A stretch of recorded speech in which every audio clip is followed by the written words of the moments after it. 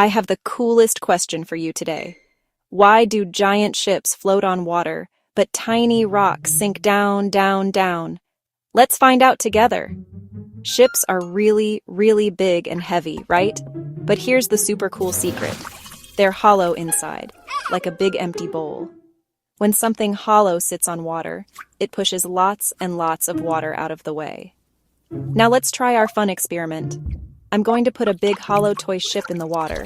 Splash! Look, it floats. Yay! Now watch what happens when I drop a small solid rock toy. Plop! It sinks straight to the bottom. The ship pushes away more water because it's big and hollow, so the water holds it up like a hug. The tiny rock is small and solid, so it can't push enough water away. Down it goes.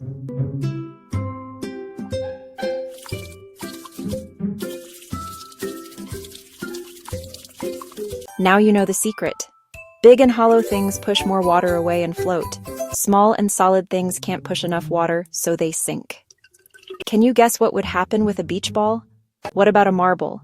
Shout your answer. Does it float or does it sink? Great job, friends. Next time you're near water, you can test it yourself. Remember, big and hollow floats, small and solid sinks. See you next time for more fun science surprises.